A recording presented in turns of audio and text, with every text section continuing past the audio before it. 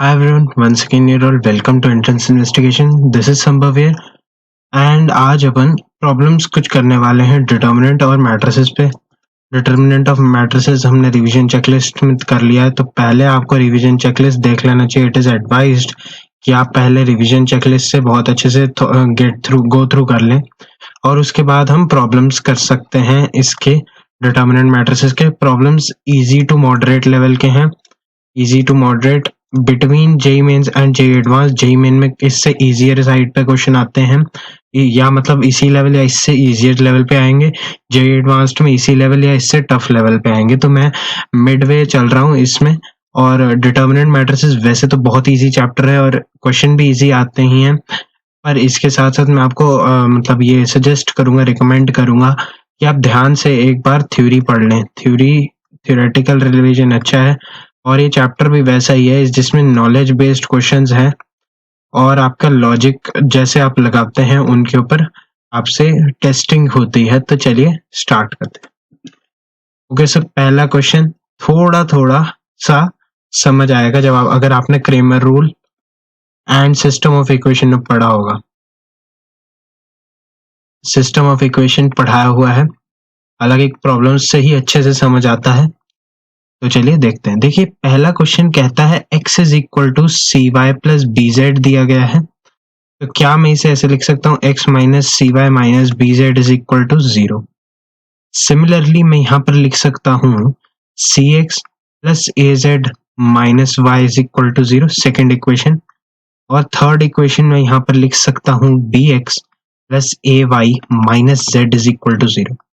Right है, हमारे पास तीन इक्वेशंस दी गई हैं और हमें ये पता है कि यहाँ पर अगर 0 0 0 आ गया तो हमारा x y z 0 0 0 हो सकता है, जिसे हम ट्रिवियल सोल्यूशन कहते हैं।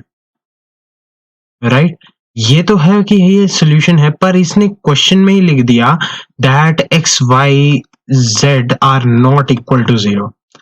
मीन्स कि यहाँ पर ट्रिवियल सोल्यूशन आ सकता था पर नहीं आएगा। तो इसका मतलब है अगर ये सोल्यूशन दे रहा है तो यहाँ पर कुछ ऐसा सिचुएशन आना चाहिए जैसा कि हमने बात किया था कि delta x 0, delta y 0, delta z 0। ये आपको समझ आ रहा होगा क्योंकि यहाँ पर अगर मैं इसे मैट्रिक्स फॉर्म में लिखूं, एक बारी के लिए अगर इसे मैं मैट्रिक्स फॉर्म में लिखूं तो मैं इसे कुछ ऐसे लिख सकता हूं जिसमें ये है 1 minus 1 minus c minus b, c minus 1 ए और बी ए माइनस 1, ये दिया गया है। अब इसने क्या कहा कि हमारे पास ये 0 आना चाहिए जबकि ये वाला मैट्रिक्स नॉन जीरो है। तो इसका मतलब क्या होता है? इसका मतलब है कि डेल्टा एक्स बाय डेल्टा, है ना, is not equal to 0 when delta x is 0। मतलब अगर मैं डेल्टा आर बाय डेल्टा लिखूं and it is not equal to 0 when delta r is equal to 0, तो उसके लिए डेल्टा मस्ट बी 0। आर यहाँ पर एक्स भी हो सकता है, वाई भी हो सकता है, जेड भी हो सकता है। मैं एक कॉमन वेरिएबल के लिए अज्यूम कर सकता हूँ क्योंकि इसने ये बात कही है कि एक्स वाई जेड 0 नहीं है, तो ये वाली चीज 0 नहीं है। जबकि 0 0 0 आने से हमने पढ़ा है कि यहाँ पर हमारे हर डिटर्मिनेंट का value delta x, delta y, delta z तीनों 0 आ जाएंगे क्योंकि यहाँ पर 0 0 0 सेटिस्फाई कर रहा है। आप चेक कर सकते हैं, एक्स को ये वाली रो को हटा के 0 0 0 डालेंगे, ठीक है, सॉरी कॉलम को, और यहाँ वाले कॉलम को हटा के 0 0 डालेंगे और यहाँ पर भी हटा के 0 0 डालेंगे, तो तीनों केसेस हमारे पास ऑटोमेटिकली मिल जाते हैं। तो डेफिनेट सी बात है, नॉन जीरो होना तो मतलब कहीं ना कहीं 0 bye non zero is a non zero, non zero. तो इसका मतलब ये एक लिमिटिंग केस है जो कि हमने डिस्कस किया था। तो इसके लिए कंडीशन क्या हो गया कि डेल्टा को 0 होना पड़ेगा, यानी कि determinant has to be 0, determinant has to be 0. This is the condition that is to be implemented right now in this question. Okay, तो मतलब इस चीज का डिटर्मिनेंट यानी कि डेल्टा, मैं ब्रैकेट में लिख लेता हूँ, डेल्टा इज इक्वल टू 0, ये हमसे पूछा गया है। ओके, तो यहाँ पर आ जाएगा 1 minus c minus B, okay, सी माइनस 1 ए और यहाँ पर बी ए -1 इसका डिटर्मिनेंट इज इक्वल टू 0 करना है। ओके, तो देखते हैं ये, चलो ऐसे ही करना पड़ेगा लगता है। यहाँ पर पॉजिटिव नेगेटिव पॉजिटिव करके करेंगे। तो यहाँ पर 1 times 1 minus a square minus of minus c times minus c minus a b. Okay, फिर उसके बाद प्लस था ना यहाँ पर, plus b time plus of minus b times a c a into c minus of minus b यानी कि a c plus b. Okay, ये 0 आना चाहिए, तो यानी कि 1 माइनस ए स्क्वायर यहाँ से plus c into minus c minus a b minus b times a c plus b, इसका वैल्यू आना चाहिए 0। तो यानी कि 1 minus a square minus c square minus a b c यानी कि minus twice a b c minus b square का value 0 आएगा। इससे मेरे पास क्या आ गया दोस्तों इसके साथ मेरे साथ आ जाता है a square plus b square plus c square plus 2abc is equal to 1। तो जब ये कंडीशन सब अप्लाई होती है तब हमारे पास आ जाएगा। तो ये हमें प्रूव करना था, तो हेंस प्रूव्ड आ जाता है। ऑब्वियस सी बात है, प्रूव हमारा आता नहीं है जेई में, पर यहाँ पर इसको कैसे कर सकते हैं, दिस इज 1 तो कंपेयर, अच्छा अगर इसे k कर दें, क्वेश्चन में फाइंड k कर दें तो k का वैल्यू 2 आ जाएगा। ओके, तो एक कंडीशन निकालने का सिंपल सा तरीका था। या उसने ए बी सी के कुछ वैल्यूज दे दिए, ए को 2 दे दिया, बी को 1 दे दिया, तो सी कितना होना चाहिए, ठीक है। तो ऐसे कंडीशंस दे दे तो आप उसे अप्लाई कर सकते हैं डायरेक्टली। डेल्टा 0 करना था ताकि delta x by delta is not equal to 0, यानी कि ये कहीं ना कहीं लिमिटिंग केस की तरह बन जाए। ओके, ये हमने क्रेमर रूल पढ़ा है, सिस्टम ऑफ इक्वेशन पढ़ा है, क्रेमर रूल भी नहीं, सिस्टम ऑफ इक्वेशन में पढ़ा होगा ये, ठीक है। उसका एल्गोरिदम रिवाइज कर लेते हैं एक बार, तो उसका एक बार एल्गोरिदम रिवाइज कर लेते हैं ना सिस्टम ऑफ इक्वेशन का। ओके, सॉरी ये क्या हो रहा है, हाँ, सिस्टम ऑफ इक्वेशन का एल्गोरिदम रिवाइज करते हैं। सबसे पहले हम डेल्टा निकालते हैं, डेल्टा यानी कि डिटर्मिनेंट का, वो डिटर्मिनेंट ऑफ, अगर हम ax इक्वल टू बी को सॉल्व करें तो डिटर्मिनेंट ऑफ a निकालना है हमें फर्स्ट स्टेप में, जिसे हम डेल्टा कहते हैं। तो डेल्टा अगर 0 है या डेल्टा नहीं है 0, डेल्टा नहीं है 0 तो ये एक यूनिक सोल्यूशन होता है। ओके, डेल्टा इक्वल टू 0 के लिए यहाँ पर सिनेरियो ऐसा बनता है कि delta x delta y delta z या तो सारे 0 हो जाएं, या delta x delta y delta z में से कोई एक, any one is non zero.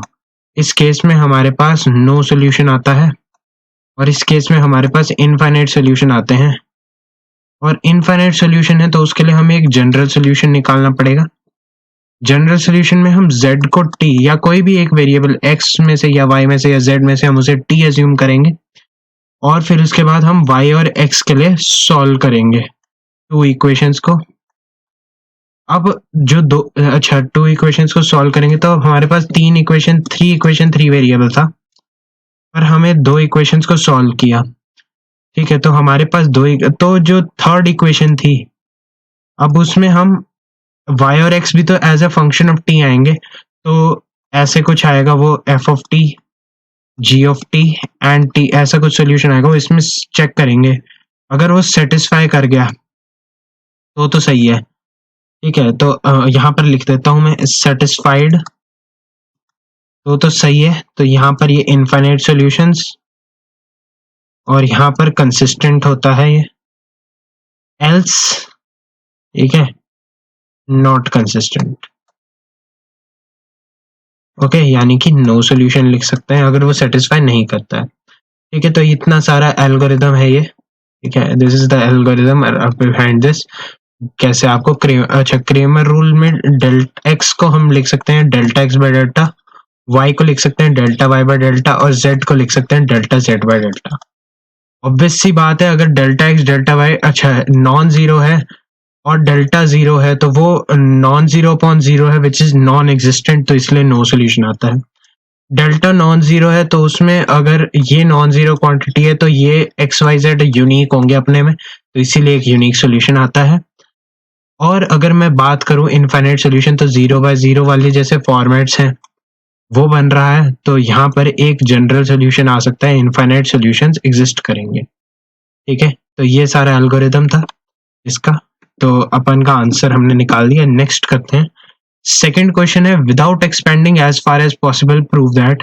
ऐसा कुछ तो एनसीईआरटी में भी दिया होगा, तो ये तो बहुत जल्दी जल्दी कर लेंगे। मैं थोड़ा सा सब्जेक्टिव तरीके से बताता हूँ, सो दैट बाकी लोगों को भी थोड़ा सा फायदा हो, जो बोर्ड एग्जाम की तैयारी कर रहे हो साथ साथ उनको भी फायदा हो। देखिए, a square plus 2a plus 1 1 1 1, okay, 2a plus 1 a plus 2 3 3, right. ऐसा करते हैं, let's do it this way. Column में करते हैं तो हम लिखते हैं C2 या C1 to C1 minus C2 कर लेते हैं पहले। ये 0 बन गया, ओके, ये 0 बन गया, तो ये बन जाएगा a स्क्वायर माइनस 1, और यहाँ से ये बन जाएगा a माइनस 1, यहाँ से बन जाएगा 2a प्लस 1, यहाँ से बन जाएगा a प्लस 2, यहाँ से 3, यहाँ से 1 1 1 एज इट इज बच जाएगा। ओके, इसको मैं a minus 1 times a plus 1 लिख सकता हूँ, तो मैं इधर से a माइनस 1 एक निकाल सकता हूँ कॉमन, यहाँ से a plus 1 1 0, 2a plus 1 a plus 2 3 1 1 and 1 बच जाता है। ओके, ऐसा करते हैं। अब क्या करें, हम कर लेते हैं दो ऑपरेशन एक साथ। एक ऑपरेशन तो कर लेते हैं R2 to R2 minus R3, ठीक है, और एक ऑपरेशन कर लेते हैं R1 to R1 minus R3। ये करने से क्या होगा अभी देखना। पहले वाला ऑपरेशन करते हैं, R2 में चेंजेस करने हैं, R2 माइनस R3, तो R1 और R2 में चेंजेस होने, तो R3 को एज इट इज रख लेते हैं, और R2 में चेंजेस करते हैं, R2 माइनस R3, तो 1 minus 0 1, a plus 2 minus 3 a minus 1, और 1 minus 1 0। Similarly R1 to R1 minus R3, तो ये a प्लस 1, ओके, और यहाँ पर आ जाएगा 2a माइनस 1, सॉरी, यहाँ पर आ जाएगा ये, अच्छा, यहाँ पर ये आ जाएगा 2a माइनस 2, और यहाँ से क्या आएगा, यहाँ से देखना, यहाँ से ये आ जाएगा एज सच 0, ओके, और एक a माइनस 1 ऑलरेडी बाहर है।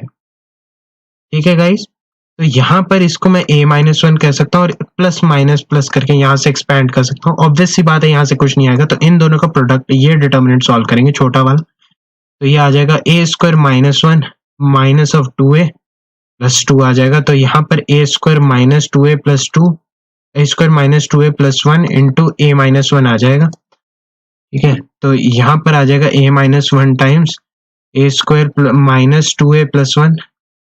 अरे भाई, ये तो a माइनस 1 का स्क्वायर लिखा हुआ है, तो a माइनस 1 का क्यूब आ जाता है, तो ये अपन का आंसर हो जाता है। तो आंसर इज a माइनस 1 का cube which was solve without expansion, मतलब एक एक्सपेंशन जो अलाउड होता है वो कर लेते हैं हम, ठीक है, बाकी तो विदाउट एक्सपेंशन प्रूव हो चुका है, दिस इज हेंस प्रूव्ड लिख लेते हैं। काफी सिंपल, जस्ट ये बताना था कि बोर्ड एग्जाम में ये सारे ऑपरेशंस करने, इनफैक्ट ये भी 2 स्टेप में करना, ये भी 2 स्टेप में करना, और यहाँ पर कंसीडर वगैरह लिख लेना। एक एक 2 नंबर आते हैं बोर्ड में ऐसे छोटी छोटी चीजें, अगर आप खुल खुल के लिखोगे तो नंबर भी खुल खुल के दिएंगे जाएंगे आपको। ओके, तो यहाँ पर नेक्स्ट क्वेश्चन मैं आपको एक नई कॉन्सेप्ट बताना चाहता हूँ, जो कि है कैरेक्टरिस्टिक इक्वेशन का। कैरेक्टरिस्टिक इक्वेशन का कॉन्सेप्ट वैसे तो जरूरत नहीं है, बट ये चीजों को थोड़ा सा इजी करेंगी, कैलकुलेशन से बचाएंगी, कैलकुलेशंस को अवॉइड कर सकते हो इन एंट्रेंस एग्जामिनेशन में। आपको स्पेसिफिकली एंट्रेंस के लिए बता रहा हूँ, ठीक है, you are not supposed to apply it in board examination। मैं पहले ही बता देता हूँ, वहां पर नंबर नहीं मिलेंगे। ठीक है, तो इसे अप्लाई करना देखते हैं। पहले हमें किसी भी मैट्रिक्स में, कोई भी एक मैट्रिक्स होता है ना, कंसेप्ट क्या है कि कोई भी एक मैट्रिक्स है, उसकी करस्पॉन्डिंग एक इक्वेशन होती है जो कि कुछ इस फॉर्मेट की होती है। मतलब आपने एनसीईआरटी बुक अगर देखी होगी तो उसमें आपने देखा होगा कि उसने ऐसा कुछ रिलेशंस दिए होते हैं जो वो सेटिस्फाई करता है, दिस इज मैट्रिक्स इक्वेशन जो सेटिस्फाई करता है। तो ये एक यूनिक होती है अपने में, और इसकी यूनिकनेस डिटरमाइन होती है इसकी कैरेक्टरिस्टिक इक्वेशन से। ठीक है, तो ये होती है इसकी कैरेक्टरिस्टिक इक्वेशन। अच्छा भैया, ये तो ठीक है, पर इसे निकालते कैसे हैं? इसको निकालने के लिए हम कुछ नहीं है, हम लैम्डा एक पैरामीटर मानते हैं, पैरामीटर हमारा लैम्डा है, और हम क्या करते हैं, एक डिटर्मिनेंट कैलकुलेट करते हैं, this is a minus lambda times, lambda एक पैरामीटर है पर एक मतलब वही है, सिंपल वेरिएबल है, 1 2 3 टाइप है, ठीक है। और यहाँ पर determinant of a minus lambda I calculate करते हैं और इसको इक्वेट कर देते हैं 0 के। ओके, ये चीज थोड़ा सा आउट ऑफ रीच आ जाती है, आउट ऑफ सिलेबस आ जाती है, बट ये बहुत हेल्पफुल है, इसलिए मैं बता रहा हूँ। तो a माइनस लैम्डा आई पहले कैलकुलेट करते हैं क्या है। ओके, तो वो उसको कैलकुलेट करते हैं, तो ये ए बी सी डी है, जैसे यहाँ पर माइनस लैम्डा, अच्छा लैम्डा टाइम्स 1001, तो लैम्डा 0 लैम्डा। ओके, तो ये आ जाता है a minus lambda b c d minus lambda. तो अब इसको हम इसकी फॉर्मेट में एक्सप्रेस कर सकते हैं, इसमें डिटर्मिनेंट लिखना है इसका, तो अब इसका डिटर्मिनेंट आ जाएगा a minus lambda b c और d minus lambda is equal to 0।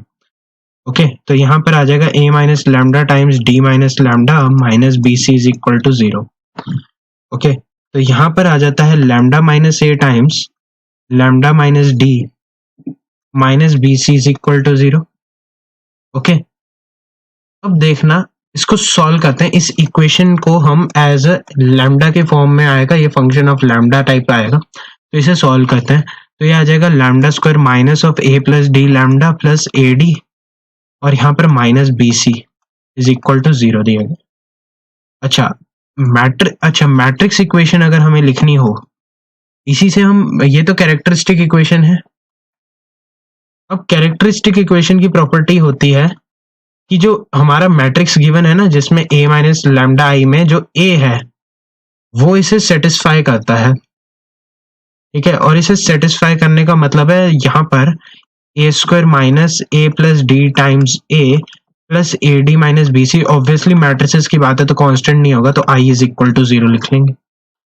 Okay, तो ये मेरी मैट्रिक्स इक्वेशन बन जाती है, और ऑटोमेटिकली यहाँ पर मेरे पास मैट्रिक्स इक्वेशन पहले भी दी थी, a square plus f a plus g I, तो यहाँ पर दिया हुआ था a square plus f a plus g of I is equal to 0। तो ये मेरी मैट्रिक्स इक्वेशन गिवन थी। सिंस इक्वेशंस दोनों सेम है तो कोफिशिएंट्स जो होंगे वो प्रोपोर्शनेट होंगे, ठीक है, मतलब वो प्रोपोर्शन में होंगे, जैसा कि हमने क्वाड्रेटिक में पढ़ा था, ठीक है। तो यहाँ पर 1 1 है, तो 1/1 is equal to minus of a plus d by f is equal to a d minus b c by g. Okay, तो f मेरा आ जाता है minus of a plus d और g आ जाता है a d minus b C.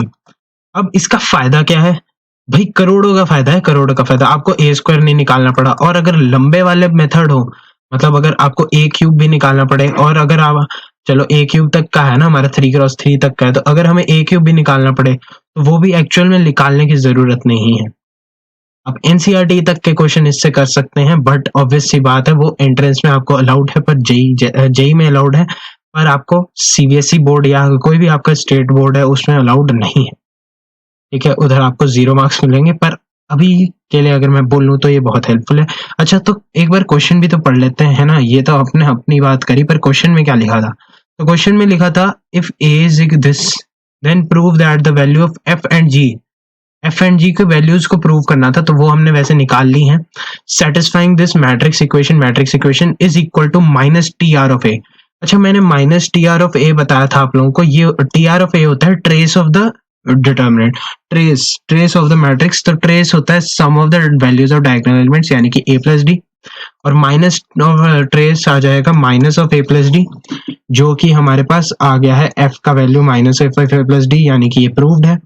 And next क्या कहता है, and g is determinant of a respectively, ठीक है, a b c d are non zero reals and they have given this. Obviously वो डिटरमाइन कर दिया, ये डिटर्मिनेंट ही है ना, a b c d का डिटर्मिनेंट क्या आता है, a d minus b c, तो वो आ जाता है, तो ये हमारा हेंस प्रूव्ड हो जाता है, ठीक है। तो आई होप आपको ये क्वेश्चन पसंद आया होगा। मैट्रिक्स में ये मेथड समझना थोड़ा सा ट्रिकी है, इतना इजी नहीं है, मुझे भी टाइम लगा था समझने में, पर धीरे धीरे मुझे इसकी वैल्यू समझ आई, तो मैंने इसीलिए बताया कि मुझे तो इसकी वैल्यू काफी लेट समझ आई थी। इनफैक्ट जब मैं मतलब जेई मेन के बाद ही समझ आई थी मुझे इसकी वैल्यू कितनी, मतलब सही चीज़ है ये देखने में, ऐसा नहीं लगता है मतलब कोई बहुत ही तोप चीज़ है, पर एक्चुअल में ये बहुत इंटरेस्टिंग चीज़ थी। और जैसे ही मुझे पता लगा मुझे इससे बहुत फ़ायदा हुआ, इनफैक्ट मैंने एडवांस का एक क्वेश्चन भी किया इससे, ठीक है? तो समझ सकते हो कितना इम्पोर्टेंट है। तो चलिए जो भी है, अगले क्वेश्चन इसको भी देखना, अभी ध्यान से देखना। A is a 3x3 matrix. Okay, आज तो मैं आपको एक एक टॉपिक तो पक्का करा के जाऊंगा। A11 है 2 और A33 है 2, वैसे नहीं है, सारे कराऊंगा। And all other AIJ is equal to 1, यानी कि मेरा जो A मैट्रिक्स है वो इसने बता ही दिया, ये 3x3 मैट्रिक्स है। A11 2 है और A33 2 है और रेस्ट सारे 1 1 है, तो 1 1 लिख लेते हैं। तो मेरे पास मैट्रिक्स है। अब लेट, इसने कहा let A inverse is equal to XA² plus YA plus ZI, then find the value of x plus Y plus Z.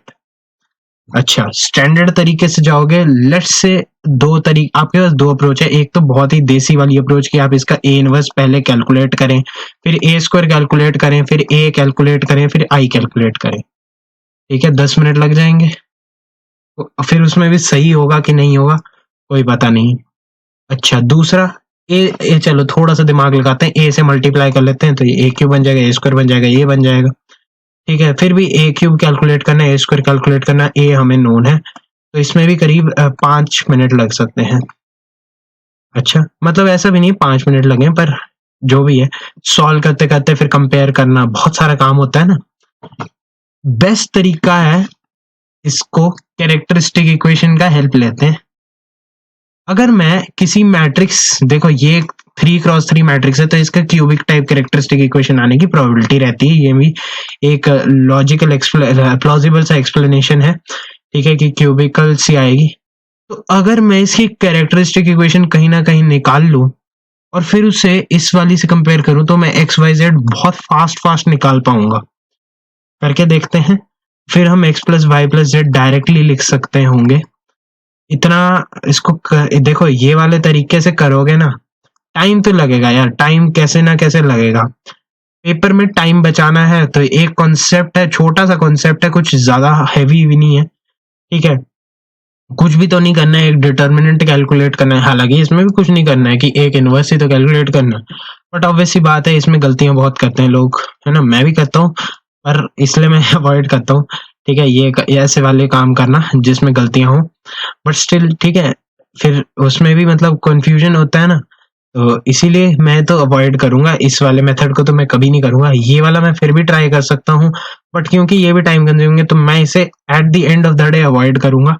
Characteristic equation एक अलग सा टॉपिक है, ये आपको एनसीईआरटी बुक में शायद ना भी दिखे, ठीक है, पर देखो कितना इंपॉर्टेंट है। सबसे पहले मैं आपको ये बता देता हूँ, यहाँ पर इसने अगर A inverse is equal to XA² plus YA plus ZI लिखा है, तो मैं इसे आई लिख लेता हूँ, ए से मल्टीप्लाई कर लेता हूँ, pre multiply by A both side, या पोस्ट मल्टीप्लाई कर लो तो उससे कोई फर्क नहीं पड़ता, ये आई ही आएगा, is equal to XA³ plus YA² plus ZA आ जाएगा।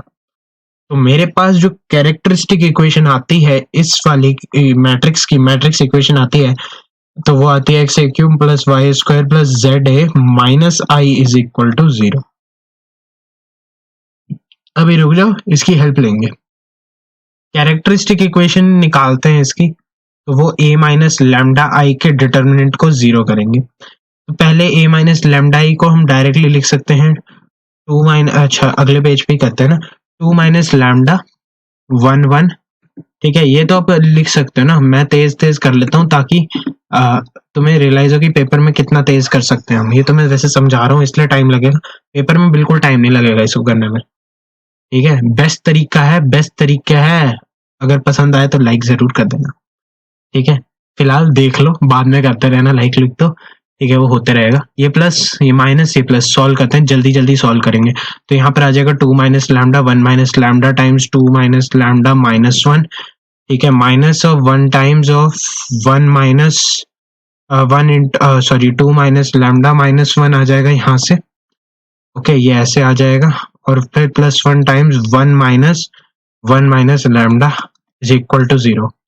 ओके, तो ये आ जाएगा 2 माइनस लैम्डा इंटू ये आ जाएगा lambda minus 2 lambda minus 1 lambda square minus 3 lambda plus 2 minus 1 यानी कि प्लस 1 माइनस ऑफ यहाँ से आ जाएगा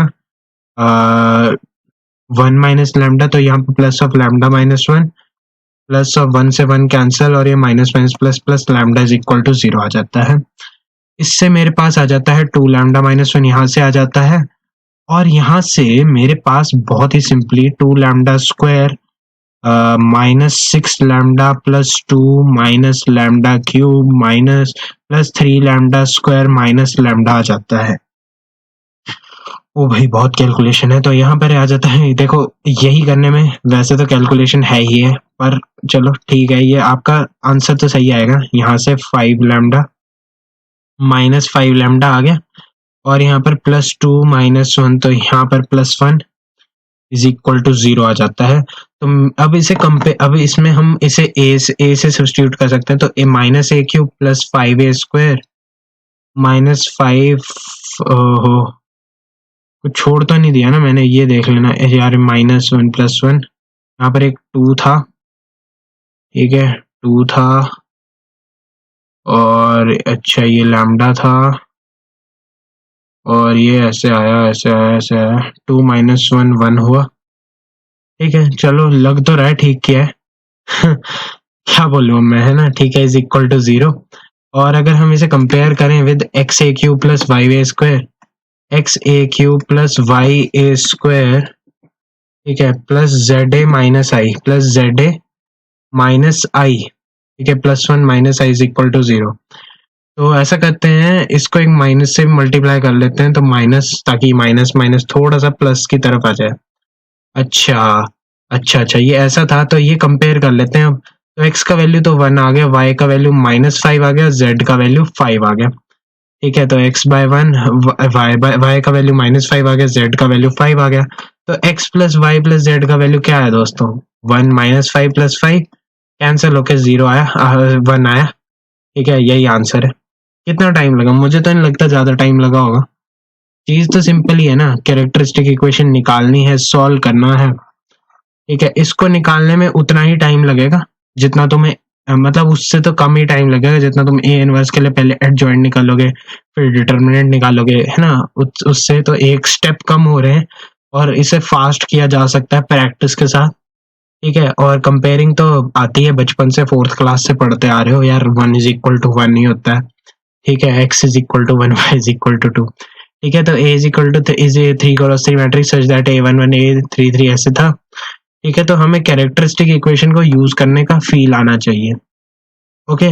चलो इस क्वेश्चन में देखते हैं यार, for what values of p the equations of the equations x plus Y plus Z is equal to 1, x plus 2y plus 4z is equal to p and x plus 4y plus 10z is equal to p square have a solution, solve then completely in each case, ठीक है। तो ये पूरा algorithm revise होगा, Cramer मतलब system of equation in 3 variable.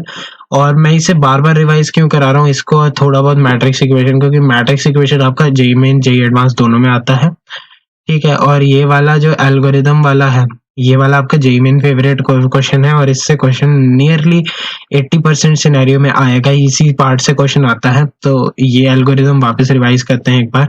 सबसे पहले हम डेल्टा चेक करेंगे, डेल्टा यानी कि पहले इसे मैट्रिक्स फॉर्म में लिख लेते हैं। ये 1 1 1 आ जाएगा, इसके कोएफिशिएंट 1 2 का 4 हो जाएंगे और इसका कोएफिशिएंट 1 4 का 10 हो जाएंगे, ठीक है। ये एक्स वाई जेड आ जाएगा ऑटोमेटिकली और यहाँ पर equal to 1 p and p square आ जाएगा। तो पहले डेल्टा कैलकुलेट करते हैं, तो वो आ जाएगा 1 1 1 1 2 4 1 4 10। अच्छा C1 to C1 minus C2 ये लिखने की जरूरत नहीं होती ना, ये आप लोगों की सहूलियत के लिए C2 माइनस C1 और C3 to C3 minus C1, ठीक है, लिखने की जरूरत नहीं होती। मैं पहले बता रहा हूँ, ये मत लिखना, पेपर में मत लिखना गलती से भी, मतलब स्कूल में लिख लेना, बोर्ड में लिख लेना, घर पे मत लिखना, ठीक है। फालतू में टाइम नहीं वेस्ट करना अपन को, ओके। तो यहाँ पे 9 माइनस 9 आ गया, 0 आ गया ना, तो डिटर्मिनेंट डेल्टा 0 है, तो अपन का यूनिक सॉल्यूशन तो नहीं आएगा, यूनिक वाला केस तो हट गया। अच्छा अब देखना है हमें इनफाइनाइट सॉल्यूशन आ सकते हैं या नो सॉल्यूशन आ सकते हैं, ठीक है। नो सॉल्यूशन वाला केस तो हमें चाहिए नहीं, हमें चाहिए इनफाइनाइट सॉल्यूशन। और अगर इनफाइनाइट सॉल्यूशन है तो डेफिनेट सी बात है हमारे पास एक जनरल सॉल्यूशन टाइप निकालना पड़ेगा, ठीक है, सॉल्व देम करने के लिए हमें जनरल सोल्यूशन की तरफ मूव करना पड़ेगा। अच्छा जी, तो उसके लिए क्या कंडीशन क्या है? डेल्टा एक्स 0 होना चाहिए, डेल्टा वाई 0 होना चाहिए एंड डेल्टा जेड 0 होना चाहिए। मतलब इस सारे के सारे 0 होने चाहिए। मतलब डेल्टा एक्स को कैलकुलेट करेंगे, डेल्टा वाई को कैलकुलेट करेंगे, डेल्टा जेड को कैलकुलेट करेंगे। इनफैक्ट अब तुम्हें एक छोटी सी बात बताता हूँ, जो चीज डेल्टा एक्स और डेल्टा वाई को सेटिस्फाई करेगी वो इसमें अगर कॉमन आ जाए, मतलब इसमें अगर एक ही चीज है तो डेफिनेटली तीसरी, जैसे अगर इसको सॉल्व करके देखते हैं एक बार ना, उसके बाद वापस और क्लियर होगा। देखो, डेल्टा एक्स लिखने के लिए हमने क्या किया, यहाँ वाले जो थे इसको हटा के 1p² लिख दिया, तो ये 1p² बन गया। यहाँ पर 1 2 का 4 और यहाँ पे 1 4 का 10 हो गया। ओके, अब यहाँ पर ध्यान से देखना, इसको 0 कर लें, यहाँ पर लिख लें C2 to C2 minus C1 और यहाँ पर C3 to C3 minus C1, तो ये 2 minus p 4 minus p बन जाएगा। यहाँ पर 4 minus p² 10 minus p² बन जाएगा। ठीक है, यहाँ पर ऑपरेशंस यही वाले लगे हैं, इनको copy pest control C control V कर लो। ठीक है, ओके। अब ये वाली जो चीज है डेल्टा एक्स, इसको 0 होना है। अच्छा जी, इसको 0 होना है तो इसको एक बार लिख लेते हैं इधर साफ साफ करके, delta x is equal to 2 minus p times 10 minus p² minus of 4 minus p² times 4 minus p। समझ में आता है? यहाँ तक तो सब समझ में आ रहा होगा। तो यहाँ पर इसको थोड़ा सा सॉल्व कर लें, इसको हम 5 minus p 5 plus p लिख लेते हैं। जस्ट ऐसे मुझे मजा आता है थोड़ा सा खुला लिखने में। ठीक है, 2 minus p 2 plus p और यहाँ पर 4 minus p आ जाता है। ओके, तो यहाँ पर 2 minus p एक तो कॉमन है। अच्छा, ये 0 है और यहाँ से क्या आ जाएगा 25 मैंने ये अरे यार ये क्या, ये लिखने की क्या जरूरत थी। अच्छा, इसको 10 minus p² as it is रहने तो, ऐसे मैं मतलब गलत कर रहा था, sorry I am so sorry for that. Okay, so यहाँ पे 2 minus p और यहाँ पर ये आ जाएगा 8 minus p² और यहाँ पर आ जाएगा प्लस 2p। ओके, तो यहाँ पर आ जाता है 2 minus p और एक यहाँ पर आ जाता है 2 minus p कॉमन और यहाँ पर 10 minus p² minus 8 plus p² minus 2p आ जाता है। p² से p² निपट गया। ओके जी, तो यहाँ पर आ जाता है 2 minus 2p times 2 minus p is equal to 0। तो p का वैल्यू या तो 2 होगा या 1 होगा, पहला इक्वेशन ये कहता है। डेल्टा y कैलकुलेट करेंगे सिमिलरली डेल्टा y कैलकुलेट करने के लिए, यहाँ पर 1 1 1 एज इट इज रहेगा डिटर्मिनेंट में, और यहाँ पर 1 2 का 4 जहां था वहां 1p² आ जाएगा, और जहां पर 1 4 का 10 था वो एज इट इज रहेगा और इसको 0 करना है। वापस से वही process C2 to C2 minus C1 कर लो तो यहाँ पर ये ऐसे आ जाता है, और C3 to C3 minus C1 कर लें तो ये ऐसे आ जाता है, ये 3 आ जाएगा, ये 9 आ जाएगा। ओके, तो ये आ जाएगा 9 times p minus 1 minus 3 times p² minus 1 is equal to 0। तो इधर से p तो एक तो 1 आ गया, और यहाँ से अच्छा यहाँ से क्या बच गया 9 minus 3 times p plus 1। Okay, तो यहाँ से 9 minus 3p minus 3 is equal to 0, तो 3p का वैल्यू 6 आ जाता है, तो p का वैल्यू 2 आ जाता है। तो इन दोनों सिनेरियो में भी यही वाली चीज एग्जिस्ट करेगी, p का वैल्यू 1 आ गया, p का वैल्यू 2 आ गया। इसका मतलब मेरे लिए वो बात फायदेमंद नहीं रही। अगर यहाँ पर लेट से मैं कहूँ कि डेल्टा एक्स का वैल्यू 3 और 4 आया और यहाँ पर डेल्टा एक्स का वैल्यू 4 और 5 आया, तो डेफिनेटली 4 दोनों में आ रहा है, तो हम डेल्टा वाई का वैल्यू 4 और 5 है तो 4 आ रहा है, तो डेफिनेटली 4 ही आना चाहिए, जेड में भी कॉमन होना चाहिए ना। पर यहाँ पर अब दोनों कॉमन है तो उसने डेल्टा जेड भी कैलकुलेट करवाना था, तो करवा लेने दो, चलो कोई दिक्कत नहीं है। मुझे नहीं उम्मीद थी वो कैलकुलेट करवाना चाहता था, पर चलो कोई दिक्कत नहीं है। अच्छा, 1 2 का 4 एज इट इज और यहाँ पर 1p का p² आ जाएगा।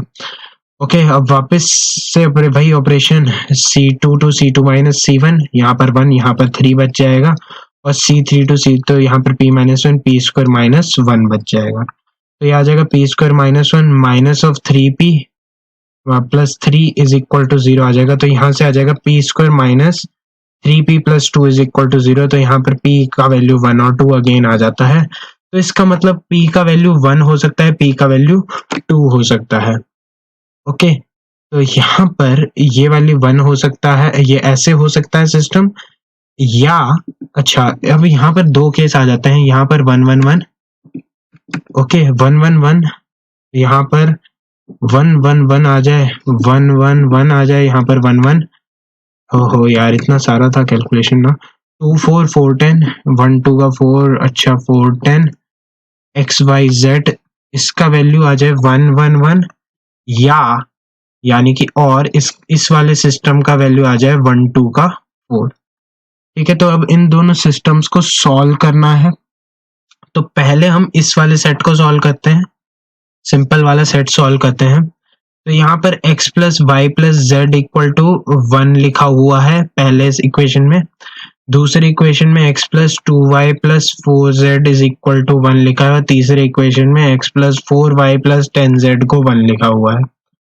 अगर z को हम t एज्यूम कर लें जैसा कि हमें एक्सपेक्ट करना चाहिए, ठीक है, पहली बात ऐसा है, ठीक है, इसको हम एज सच एज्यूम कर लें तो यहाँ पर हमारे पास कुछ आ सकता है क्या? तो यहाँ पर x प्लस वाई का वैल्यू 1 माइनस टी आ जाता है और x प्लस 2y का वैल्यू 1 माइनस 4t आता है। सॉल्व करते हैं तो इसको सब्ट्रैक्ट कर लेते हैं ना, तो यहाँ पर माइनस वाई आ जाता है इज इक्वल टू 3t आ जाता है ना बॉस। तो y का वैल्यू माइनस 3t आ गया, और अगर y का वैल्यू माइनस 3t आ गया तो x का वैल्यू आ जाएगा 1 प्लस 2t। ओके, यहाँ पे 60 आएगा, यहाँ ठीक है 1 प्लस 2t आएगा। तो अब हमें इसे इसमें सेटिस्फाई कराना है, तो 1 प्लस 2t, अच्छा minus 12t plus 10t, 10 plus 2 12 is equal to 1, satisfy करके राइट। तो इसका मतलब अगर ये होता, अगर p का वैल्यू 1 होता तो यहाँ पर आ जाता ये 1 प्लस 2t comma minus 3t comma t, ये मेरा सोल्यूशन सेट है। ठीक है, मतलब t को मैं कोई भी वैल्यू पुट करूंगा तो ये वाले जहां पर सेटिस्फाई करेगा वहां पर यहाँ पर वो वाला मेरा सोल्यूशन सेट होगा। दूसरे के लिए चेक करते हैं, तो यहाँ पर अगर x plus Y plus Z का वैल्यू 1 है, x plus 2y plus 4z का वैल्यू 2 है, और x plus 4y plus 10z का वैल्यू 4 है, तब भी हम z को हम t एज्यूम करते हैं। तो x प्लस वाई को मैं 1 माइनस टी कर सकता हूँ, x प्लस 2y को मैं 2 माइनस 4t कर सकता हूँ, और मैं एक बार लेट से सब्ट्रैक्ट कर लूँ तो यहाँ से माइनस वाई का वैल्यू आ जाएगा माइनस 1 प्लस 3t। ओके, तो y का वैल्यू आ जाता है 1 माइनस 3t, z मेरा t था, और अगर मैं x को देखूं तो यहाँ पर 1 माइनस 3t था, इधर ले जाएंगे तो यहाँ से x का वैल्यू 2t आएगा। ओके, तो अब हम इस इक्वेशन थर्ड इक्वेशन में टेस्ट करते हैं इसे। तो यहाँ पर 2t plus 4 minus 12t plus 10t is equal to 4 आ रहा है, तो ये कैंसिल हो गया ना, 10 to 12 और यहाँ माइनस 12, तो 4 इज इक्वल टू 4 आ रहा है। इसका मतलब है कि यहाँ पर भी ये ट्रू आ गया। तो इसका मतलब जब भी इसका आंसर अगर हमें लिखना हो तो वी कैन राइट कि जब p का वैल्यू 1 आएगा और p का वैल्यू 2 आएगा, p का वैल्यू 1 आएगा तो मेरा जो सोल्यूशन सेट होगा वो इस तरीके से आएगा, जिसमें आएगा मेरा सोल्यूशन सेट 1 प्लस 2t माइनस 3t, 1 प्लस 2t comma minus 3t comma t, और जब ये p का वैल्यू 2 आएगा तो ये t, अच्छा z की t होगा, और मेरा x y देखना है, x y कितना है 2t और 1 माइनस 3t आएगा, तो 2t और 1 माइनस 3t आएगा। तो ये मेरा बेसिक सोल्यूशन आंसर, ये मेरा बेसिक आंसर था इस क्वेश्चन के लिए कि जब p का वैल्यू 1 आएगा, जब p का वैल्यू 2 आएगा तो मेरे पास क्या क्या आंसर आ सकता है। तो solve them completely in each case, तो हमने सॉल्व कर लिया, ये मेरे जनरल सोल्यूशन है। अब t के, क्योंकि इनफाइनाइट सोल्यूशन है ना, तो इनफाइनाइट सोल्यूशन कैसे आएंगे, t एक वेरिएबल है और उसी के हिसाब से जब हम t की वैल्यू चेंज करते रहेंगे और p हमारा 1 और 2 होगा तो रिस्पेक्टिवली वो ऑटोमेटिकली चेंज होता रहेगा। तो ये क्वेश्चन इस तरीके से होना था। चलिए गाइस नेक्स्ट क्वेश्चन पे मूव करते हैं। देखो कितना सारा सामान था ना, तो बहुत ही क्लैरिटी होना बहुत जरूरी है क्वेश्चन में, कॉन्सेप्ट में क्लैरिटी होना जरूरी है कि हम कैसे सॉल्व करेंगे।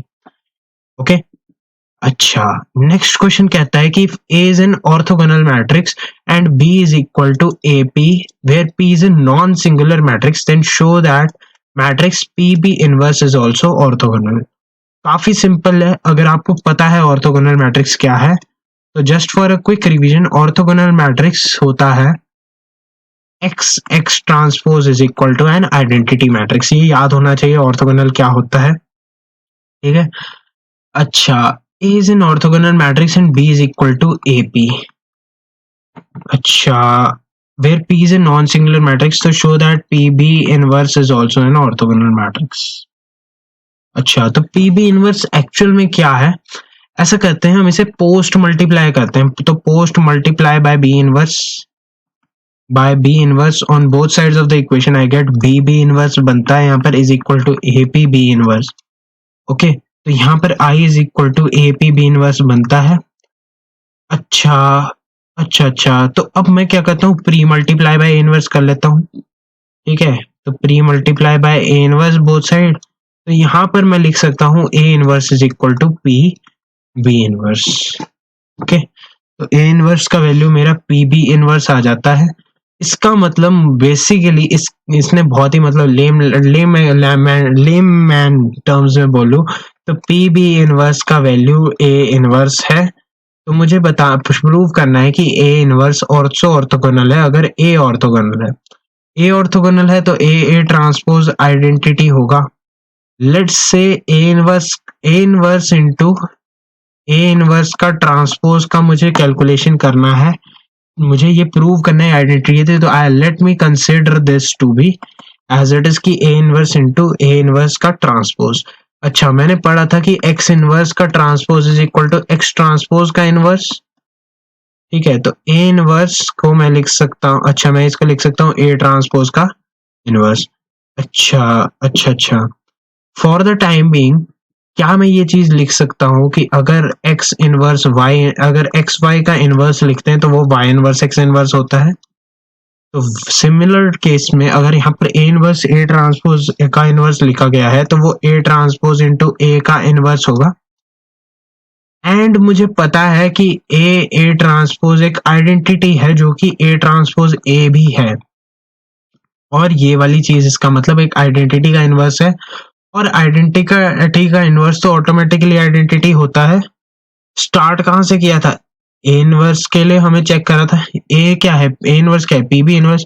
तो PB inverse into PB inverse का ट्रांसपोज आइडेंटिटी आता है, जिससे ये बात प्रूव हो जाती है कि पीबी इनवर्स भी ऑर्थोगोनल है। तो यहाँ पर मैं लिख दूंगा हेंस शोन लिख दो, हेल्स प्रूव लिख दो, बात बराबर है। समझ में आया? ये प्रोसेस समझ आना चाहिए कि ये पीबी इनवर्स का लफड़ा क्या है, ये है क्या एक्चुअल में।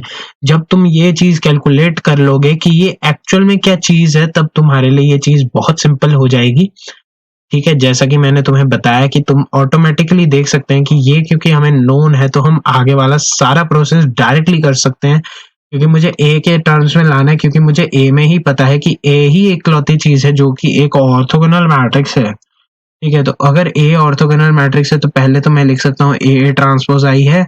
यहाँ से ये जो चीज है P is a non singular matrix, ये बस इनवर्स को डिफाइन करने के लिए इनवर्स को डिफाइन कर देती है ये वाली चीज, और यहाँ पर मैट्रिक्स पी बी इनवर्स को ऑल्सो ऑर्थोगोनल प्रूव कर देती है, ठीक है। तो आई होप ये क्वेश्चन आपको समझ में आया होगा। फेयरली इजी क्वेश्चन, ऐसा कुछ मतलब बहुत ही मुश्किल नहीं है, बस एक बार रिविजिट करना हो तो याद रखना ऑर्थोगोनल मैट्रिक्स है, ठीक है। ऑर्थोगोनल मैट्रिक्स का कॉन्सेप्ट था, और उसके बाद प्री मल्टीप्लाई और पोस्ट मल्टीप्लाई कैसे करते हैं किसी मैट्रिक्स से किसी इनवर्स से, वो था। और एक था ए इनवर्स बी इनवर्स को मैं बी ए का होल का इनवर्स लिख सकता हूँ, मतलब इससे ज्यादा तो क्या ही था। और ये ट्रांसपोज का inverse is equal to A inverse का ट्रांसपोज, बस ये 2-4 चीजें थी जो कि लगनी थी और ये क्वेश्चन बन जाना था, ठीक है गाइस। नेक्स्ट क्वेश्चन बहुत ही प्यारा question, show that the matrix A 1 0 2 1 can be decomposed as a sum of a unit matrix and a nilpotent matrix. अच्छा, नील पोटेंट का मैट्रिक्स है कि a की पावर x 0 हो जाए प्रोवाइडेड a की power x - 1 is non zero, ठीक है। ये हमें पता होना चाहिए by definition of nilpotent matrix. और यूनिट मैट्रिक्स तो आइडेंटिटी मैट्रिक्स 1 0 0 1 ही होगा। तो इसने कहा शो दैट दिस मैट्रिक्स, तो इसको हम ऐसे कर लेते हैं, plus some matrix, let's say X matrix कर लेते हैं उसे कंसीडर। ओके, तो एक्स मैट्रिक्स आ जाएगा 1021 minus 1001 which is actually equal to 0020। Okay, तो मेरे पास एक्स मैट्रिक्स आ चुका है 0020। चेक करते हैं ये क्या है नीडपोटेंट है। लेट्स से मैं एक्स स्क्वायर कैलकुलेट करूं तो वो 0020 टाइम्स 0020 हो जाता है। तो 0 इंटू 0 प्लस 0 इंटू 2, तो ये 0 आ जाएगा फर्स्ट टर्म। ये वाला तो ऑटोमेटिकली 0 ही आएगा, सब कुछ ही 0 है। यहाँ पर 2 इंटू 0 0 और यहाँ पर ये 2 इंटू 0 और 0 इंटू 0 ये भी 0 आ जाता है। तो एक्स स्क्वायर का एक वैल्यू 0 आ जाता है। तो इसका और एक्स नॉन जीरो मैट्रिक्स है, तो इससे मैं प्रूव कर सकता हूँ कि ये नील पोटेंट मैट्रिक्स है। ओके, तो इससे मैं कह सकता हूँ कि ये एक नील पोटेंट मैट्रिक्स है। तो मैंने निकाल लिया नील पोटेंट मैट्रिक्स। अब हम देखते हैं, एक कंडीशन हमने और पढ़ी थी कि अगर कोई दो मैट्रिक्स हैं A B is equal to B, अगर वो सेटिस्फाई करते हैं कोई दो मैट्रिक्स ए और बी, तो मैं ए प्लस बी के रेज टू पावर एन को एक बाइनोमियल एक्सपेंशन की तरह लिख सकता हूं। ये हमने पढ़ा था थ्योरी में। तो A B is equal to B है। क्या ये A B is equal to B है? देखो, अगर मैं ए को आइडेंटिटी मान लूं और बी को एक्स मान लूं, तो A I is equal to I x is equal to x I. ये तो हमेशा ट्रू होता है, ठीक है, by the definition of identity matrix. ठीक है, आइडेंटिटी का मतलब क्या है कि आप मल्टीप्लाई करो उसी चीज से और आपके पास वही चीज आ जाए, राइट। तो मैं क्या कर सकता हूं, मैं I plus x raise to the power n, basically ये वाला जो मैट्रिक्स है ए है, ये आई प्लस एक्स ही तो है, और इसकी पावर 2007 में इवेल्युएट कर सकता हूं। Okay, using binomial theorem, binomial expansion. अब लोग बोलेंगे भाई ये कैसे आ गया यार, ये क्या होता है, ऐसे थोड़े ना होता है। तो मैं कहूंगा यार पेपर में भी आया हुआ है, ठीक है, वैसे बता रहा हूँ पेपर में भी आया हुआ है। 2019 के मेन के पेपर को उठा लेना, 2016 के एडवांस के पेपर को उठा लेना, दोनों में सेम क्वेश्चन मिल जाएगा तुम्हें, ठीक है। 2019 के मेन में एक पेपर में यहाँ वाला क्वेश्चन कॉपी हुआ था, बस उसे सिंगल करेक्ट में कन्वर्ट किया गया था शायद से, हो सकता है वो बोनस भी गया हो, पर ऐसा ही ध्यान नहीं है मुझे इतना तो। पर मुझे इतना पता है कि वो क्वेश्चन सेम था, मतलब 2016 वाला तो होना ही था इसी तरीके से, 2019 वाले के लिए कोई और तरीका निकाल लिया किसी ने तो पता नहीं। Anyways, I plus x raise to the power 2007 को मैं लिख सकता हूँ 2007 C0, और यहाँ पर I raise to the power 2007 x raise to the power 0, 2007 C1 I raise to the power 2006 x raise to the power 1, और 2007 C2 I raise to power 2005 x square and so on. अब मुझे पता है x square तो null matrix है, तो इसकी value तो आगे सारी वैल्यूज जीरो आएंगी, एक्स स्क्वायर एक्स क्यूब, और हायर पावर्स तो जीरो ही होती हैं। तो मुझे बस इसको कैलकुलेट करना था, तो मुझे बस अब ये कैलकुलेट करना है। ये वाली चीज 1 है और ये वाली चीज 2007 है, तो ये 2007 है, और यहाँ पर 1001 इंटू एक्स, एक्स क्या है हमारा 0, एक्स है हमारा 0020। डेफिनेटली इससे तो कोई फर्क नहीं पड़ता, तो इसको हटा दो यार, इसको मल्टीप्लाई करेंगे इससे तो एक्स ही आएगा ना। तो यहाँ से आ जाएगा 0040140 आ जाएगा, प्लस यहाँ से अगर हम देखें तो यहाँ पर 1 आएगा, एक्स की पावर 0 भी एक आइडेंटिटी आएगी और ये आइडेंटिटी आएगी, तो ये 1001 आ जाएगा। ओके, तो कैलकुलेट करने पर यहाँ वाला वैल्यू कितना आ जाएगा 104014 और 1। तो इस मैट्रिक्स का वैल्यू 1021 का वैल्यू क्या आया, अगर हम इसको raise to the power n भी कर देते हैं ना, तो वो क्या आता है ये ध्यान से देखना, वो ये आता है NC0 into I matrix plus NC1 into x matrix, ठीक है। यानी कि यहाँ पर अगर मैं इसे n कर देता, क्योंकि उसने n के लिए पूछा था, ऐसा 2016 में जो क्वेश्चन आया था ना उसमें n के लिए कुछ डिफाइन था, तो NC0 तो 1 होता है, तो वो i प्लस, अच्छा n के लिए जब हम n से मल्टीप्लाई करेंगे हर टर्म को करेंगे क्या एग्जैक्टली बोले तो, लॉजिकली बोले तो वो x है ना, तो x तो 0 है, तो यहाँ पर 0 और यहाँ पर 2n0 आ रहा था, और यहाँ पर 1 और यहाँ 1 आ रहा था, तो ये आ रहा था कुछ ऐसा 10 2n0। तो इस टाइप के फॉर्मेट्स को प्रैक्टिकली आपको पकड़ना है उस टाइम पे कि ये फॉर्मेट क्या कर रहा है, ठीक है। तो ऐसे ही यहाँ पर 1014 आ जाएगा, i plus x raise to the power 2007। Direct question है, बहुत ही सिंपल है, बस ये पता होना चाहिए कि अगर A B is equal to B A है तो a प्लस बी की पावर n को हम बायनोमियल एक्सपेंशन की तरह खोल सकते हैं, ठीक है। ये कंडीशन चेक कर लेना, कई बार ऐसा हो सकता है कि कंडीशन सेटिस्फाई नहीं कर रही और आप बायनोमियल मुंह फाड़ के बायनोमियल की तरह खोल लोगे, है ना, बाद में हो जाएगी गड़बड़ और फिर उसके बाद पता ही है क्या होता है ना, +4 की जगह -5 यानी कि एक नंबर कम ही मिलेगा, ठीक है। एनीवेज चलो भाई, ओ सॉरी, हाँ, इस क्वेश्चन में देखते हैं यार, इस क्वेश्चन में क्या दिया गया है गिवन। अब हमारे लिए थोड़ा सा ट्रिकियर साइड पे क्वेश्चन। देखिए सबसे पहली चीज क्या कहा है इसने कि a is given to me as 111, 241 and 231 and b is given to me as 2334. I have to find p for which bpa is equal to 101010। ओ भाई साहब, अच्छा ध्यान से देखना, सबसे पहले हम थोड़ा सा आइडेंटिफिकेशन करते हैं। B एक 2x2 मैट्रिक्स है, तो P का मेरा स्टार्टिंग एलिमेंट 2 होना चाहिए, और यहाँ पर अगर हम क्रॉस करें और A मेरा 3x3 मैट्रिक्स है तो ये 2x3 मैट्रिक्स होगा। पहला तरीका, मेथड नंबर 1, 2x3 मैट्रिक्स ऐसा अज्यूम कर लो, 2 रो और 3 कॉलम, ऐसे ये आ जाएगा, ऐसा मैट्रिक्स अज्यूम कर लो, इक्वेशंस बना लो, सॉल्व कर लो। कभी मत करना इस तरीके से, never do this method. Best तरीका, स्क्वायर मैट्रिसेस दिए हुए हैं, ठीक है, ये 3x3 है, 2x2 है, 3x3 है, इनवर्स निकाल लो फटाफट। फटाफट इनवर्स निकालने का तरीका बता देते हैं आपको, जिसे आप चेक कर सकते हैं आपके बोर्ड एग्जाम में रफ वर्क में।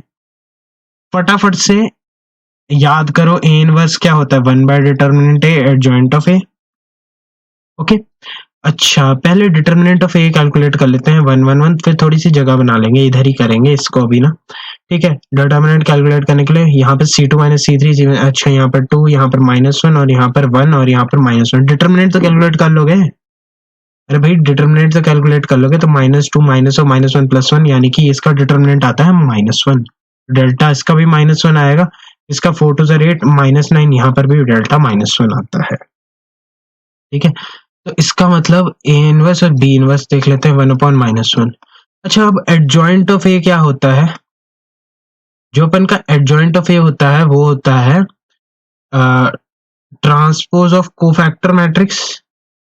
कोफैक्टर मैट्रिक्स का ट्रांसपोज होता है ना, राइट। तो अच्छा इस वाली चीज, अच्छा ये मेरे जो है पहले इसी का लिख लेते हैं ना, 2 3 3 4 में 2 का कोफैक्टर 4 ही आएगा, क्योंकि ये 1 1 है तो -1 की पावर 1 + 1 वही आएगा, और इसका कोफैक्टर ऑटोमेटिकली 4 आएगा, इसका कोफैक्टर 2 आ जाएगा। अच्छा इसका देखें तो यहाँ पे वैसे तो सेम ही है, बट ऑब्वियस सी बात है ये ऑड वाले पे है, यहाँ पर 1 2 है और यहाँ पर 2 1 है, तो यहाँ पर नेगेटिव साइन के साथ आएंगे तो -3 और -3 आ जाता है, तो यहाँ पर -4 -2 3 और 3 आ जाएंगे मेरे कोफैक्टर्स, ठीक है। और इसका अगर हम ट्रांसपोज भी करेंगे तो 4 3 4 3, ठीक है, मैं सिर्फ कोफैक्टर से बात कर रहा हूँ ना, तो 4 3 4 3 ऐसे सेम, ये सिमेट्रिक है, सिमेट्रिक में ए ट्रांसपोज ए ही होता है, कोई फर्क नहीं पड़ता, ट्रांसपोज और इनवर्स सेम है। इनवर्स बी का तो निकालना आसान था, पर ए का निकालने में थोड़ा सा दिक्कत है, क्योंकि एडजॉइंट ऑफ ए 3x3 काफी टाइम टेकिंग है। तो टाइम टेकिंग चीज को हम कम कैसे कर सकते हैं, ट्रिक यूज करके। ट्रिक क्या है, आप क्या करो, पहले तो आप पूरा मैट्रिक्स लिखो 2 4 1 और ओ भाई कहाँ चला गया 2 3 1 ऐसे लिख लिए। अब क्या करो, ये दोनों रोज, ये दोनों कॉलम्स को रिपीट करो, यहाँ पर 1 1, यहाँ पर 2 4, यहाँ पर 2 3, ओके। और अब ये जो दो रोज हैं इनको रिपीट करो, ठीक है। ट्रिक है, समझने की कोशिश करना क्या हो रहा है, फील आएगा भी, सारा फील आएगा। अच्छा इसको काटा मारो और इसको काटा मारो, लॉजिक भी बताएंगे, लॉजिक भी बताएंगे, एक बार समझो। देखो अब मैं इधर लिखूंगा एडजॉइंट डायरेक्ट से, देखो देखने में बहुत स्लो लग रहा होगा, मैं धीरे कर रहा हूँ, मैं पेपर में ऐसे नहीं किया था, ठीक है। ये बोर्ड में बहुत काम आता है ना, पहली बात रफ वर्क में सही करने में। 4 × 1 -3 × 1 ये बना है। अच्छा 3 into 1 - 1 into 1, ठीक है। अब मैं नीचे को चल रहा हूँ और लिखूंगा मैं इसी सेंस में, मैं इसके जो ऐसे सेंस है ना वो अब इसे इसको इस तरफ रिपीट कर लो, ठीक है। अभी समझेंगे लॉजिक भी। देखिए इसको ऐसे करें, 3 into 1 - 1 into 1 ये बन जाएगा 2। अच्छा इधर लिखना था, सॉरी। और यहाँ पर 1 - 4, यहाँ पर -3। पेशेंस रखें, ये वाली चीज 0, 2 - 1 1 - 2 -1, और यहाँ पर 2 - 1 1, 6 - 8 -2, 2 - 3 -1, 4 - 2, ठीक है। फटाफट से एडजॉइंट लिख लिए। कैसे लिखे अब समझना। देखो अगर मैं थोड़ा सा इसे वापस लिखूं मैट्रिक्स को, तो 1 1 1 2 4 1 2 3 1 था मेरा मैट्रिक्स। ध्यान से देखना मैंने क्या किया, मैंने इन नंबर्स को इस तरीके से अरेंज किया सच दैट जो कोफैक्टर मैट्रिक्स है ना वो मैं डायरेक्टली इसी की मल्टीप्लिकेशन से लिखूं, ठीक है। पहली बात, कोफैक्टर लिखने के लिए मैं डायरेक्ट इसी की मल्टीप्लिकेशन से लिख रहा हूं। लॉजिक क्या है, इसको हटाना होता है तो इसको यहां पर हटा दिया, और इसको हमने मल्टीप्लाई करना होता है, इसको हमने मल्टीप्लाई कर दिया। नेक्स्ट वाले को हटाना होता है, और उसके बाद जो सब्सिक्वेंट आने वाले हैं उनको मल्टीप्लाई होना था पर एक अलग साइन के साथ आना था। वो चीज किसने कंपनसेट की, इसे बार बाद में लिखने से यहाँ वाला जो साइन है ना वो, ये देखो हमने क्या पढ़ा था कि डिटर्मिनेंट की प्रॉपर्टी अगर ये एक्स वाई जेड ए है, और अगर ये इसी को हम वाई ए एक्स जेड करते हैं तो ये is equal to minus sign के साथ आएगा, ठीक है। एक नेगेटिव साइन इंट्रोड्यूस हो जाता है जब हम रो कॉलम्स को इंटरचेंज करते हैं। तो यहां पर भी मैंने वही किया, वो रो और उस कॉलम को मैंने इंटरचेंज कर दिया, सॉरी दो कॉलम्स को मैंने इंटरचेंज कर दिया। इंटरचेंज करने से मेरे नेगेटिव साइन का झंझट यहाँ पर खत्म हो गया, और वो वापस उसी सिस्टम में कब आया, जब मैं तीसरे वाले के पास गया और मैंने चेक किया कि ये 2 3 और 2 4 एक ही साइड आने चाहिए थे, तो ये एक ही साइड आ गए। तो ये ब्यूटी थी इस सिस्टम की कि ये 2 3 1 2 टाइप के सिस्टम को फॉलो करता है। 2 3 1 2 के टाइप के सिस्टम को मैं वेक्टर्स में डील करूंगा, ठीक है, जो कि मेरा खुद का फेवरेट मेथड है क्रॉस प्रोडक्ट निकालने का फटाफट। तो वहां पर भी एक ट्रिक आएगी, फिलहाल इसे ऐसे देख लिए। अब ध्यान से देखो 2 4 1 में भी यही वाला, ये वाली रो एक बार एक तरह से तुमने यूज कर ली, फिर इसे फेंक दिया, कैंसिल कर दिया, ठीक है। तो 2 4 1 2 4, अच्छा 2 3 1 2 3, अच्छा 2 3 1 2 3 वाली जो है, और इसके बाद यहाँ वाले जो हैं वो ऑटोमेटिकली वैसे एडजस्ट हो गए, ठीक है। तो ये एडजस्ट होने से एडजॉइंट ऑफ ए निकालना, कोफैक्टर्स हैं ये, कोफैक्टर्स निकले यहाँ से। पर अब मैंने क्या किया, यहाँ वाली डायरेक्शन को मैंने इस वाली तरफ लिखा, जिससे क्या हुआ, देखो ट्रांसपोज में क्या होता है ना, ट्रांसपोज में होता है कि वो जो रो थी वो कॉलम बन गई और कॉलम थी वो रो बन गई। तो वही किया ना, यहाँ पर कॉलम था उसका रो बना लिया, इस तरफ इस वाले डायरेक्शन को यूज करके इस तरफ लिख लिया। तो बहुत सारे स्टेप्स एक बारी में लिखने से एडजॉइंट का वैल्यू डायरेक्ट आ जाता है।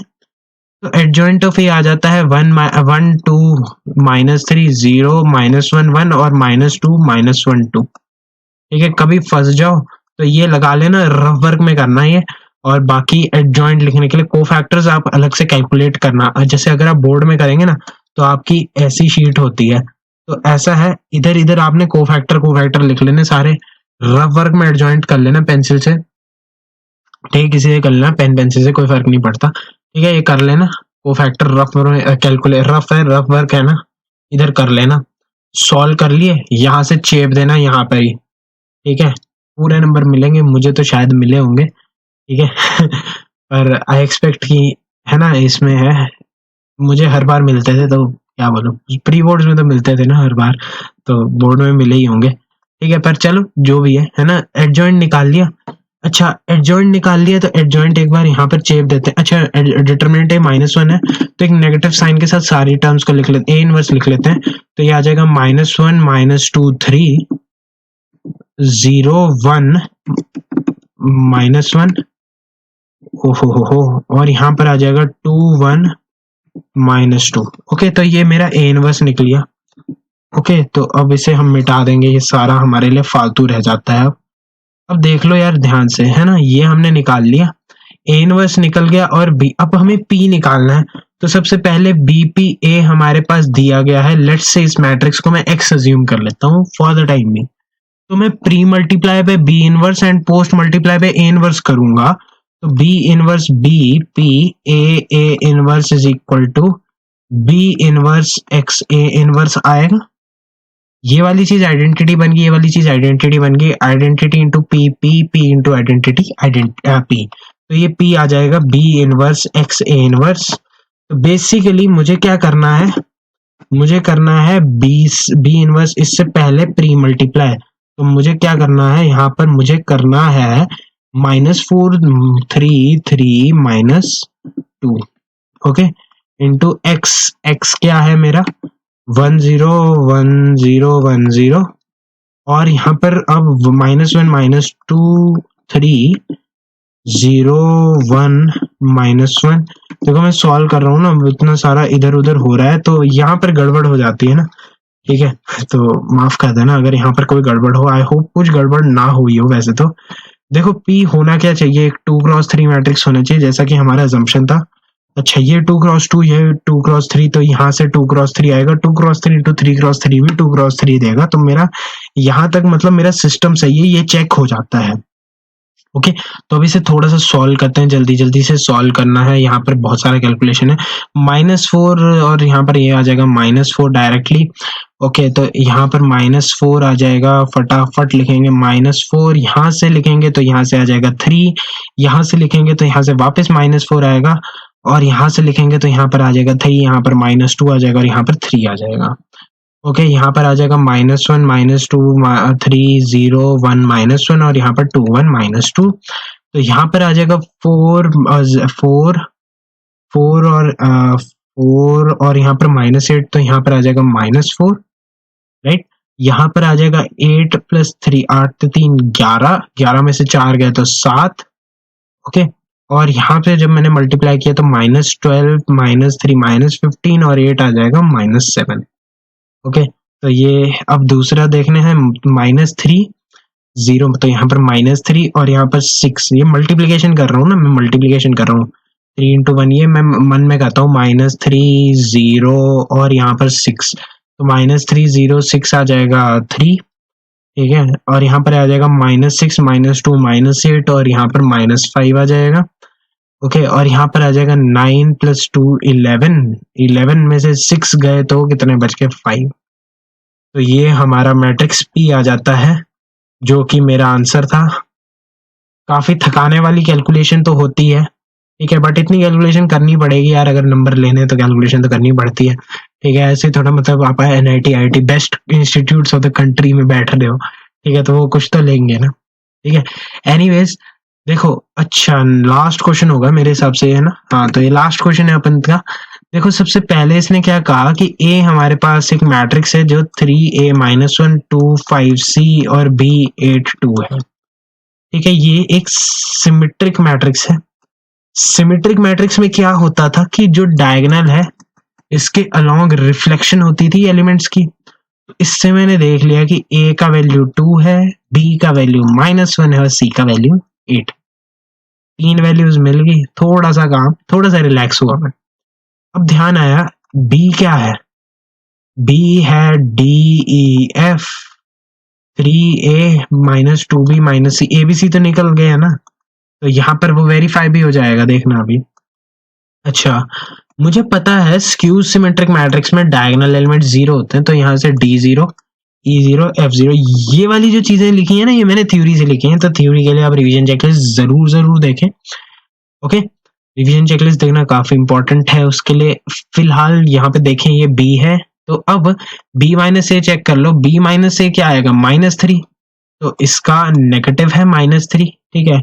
सिमिलरली A देख लो 2 है और यहाँ पर -2, तो इसका नेगेटिव, और -2 भी, यानी कि यहाँ से आ जाएगा 2 -C -6 बनेगा, -6 और ये 6 बन गया, तो ये पूरा का पूरा स्क्यू सिमेट्रिक है, ये प्रूव हो गया। अच्छा, मुझसे पूछा गया है फाइंड AB, ठीक है, and check whether it is symmetric, skew symmetric और नाइदर। चलो ए और बी थोड़ा सा अब हम पता तो लग गए वेरिएबल्स, तो अब हम इसे वापस लिखेंगे। ए को मैं लिखूंगा 3, अच्छा ए क्या है 2, 2 माइनस 1, 2 माइनस 1 और डायगोनल लिख लेते हैं 5 और 2, बाकी तो सब हम लिख लेंगे। बी माइनस 1 हो जाएगा, सी अच्छा यहाँ वाला रह गया ना, सी का वैल्यू 8 निकाला था, ये वाला 8, ये वाला 8 और ये अच्छा ये 2 होगा, ठीक है ये आ जाएगा। और स्क्यू सिमेट्रिक में बी का मैं लिख सकता हूँ 0 0 0, तो मैं फटाफट लिखूंगा, ठीक है एज फास्ट एज लाइटनिंग लिखेंगे इसे, ठीक है लाइट की स्पीड से लिखेंगे, ठीक है। तो यहाँ पर आ जाएगा अच्छा -2 6 और यहाँ पर 2 माइनस 6, ठीक है, और यहाँ पर आ जाएगा माइनस का 3 आ जाएगा, ठीक है। ओहो तो ये आ जाएगा माइनस का 3। अच्छा अब इसने कहा ए बी कैलकुलेट करें, तो ये 3 क्रॉस 3 3 क्रॉस 3, तो मल्टीप्लीकेशन एक थकाने वाली मल्टीप्लीकेशन। मैं सीधा आंसर लिखूंगा यार, ऊपर से उठा के ना, तुम इसे अलग से ऐसे एडजस्ट कर लेना, मैं तो आंसर लिखूंगा भाई 3 इंटू 0 0, अच्छा 3 इंटू 0 0 -6 प्लस 2 -4 आ जाता है, ठीक है। उसके बाद थोड़ी सी जगह बना लेते हैं ना अपने लिए, ठीक है। अच्छा 3, अच्छा ये वाली देख लेते हैं, तो 9 0 और यहाँ 6, ये 3 आ जाता है, और यहाँ पर आ जाता है 6 माइनस 12, 6 माइनस 12 तो -6 आ जाता है यहाँ पर। ओके तो ये वाला तो अपन का निपट गया।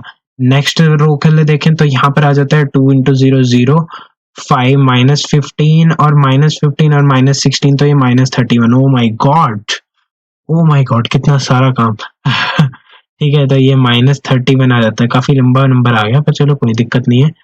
अच्छा नेक्स्ट आ जाता है 6 0 और यहाँ पर 8 6 48 और 6 कितना हो गया 54 हो गया, ठीक है। वैसे तो मुझे दिख ही गया कि स्क्यू सिमेट्रिक होगा नहीं, स्क्यू सिमेट्रिक है नहीं, सिमेट्रिक है नहीं, ठीक है। वैसे तो मुझे दिख ही गया आंसर इज नो, बट चलो एनीवेज ए बी कैलकुलेट करने को भी बोला है ना उसने, आई होप कैलकुलेशन में मैं कुछ गड़बड़ ना करूँ ना, बाकी तो कुछ नहीं है, ठीक है। तो यहाँ पर 2 इंटू 2 4 -30 यानी कि -26 आ जाता है यहाँ पर।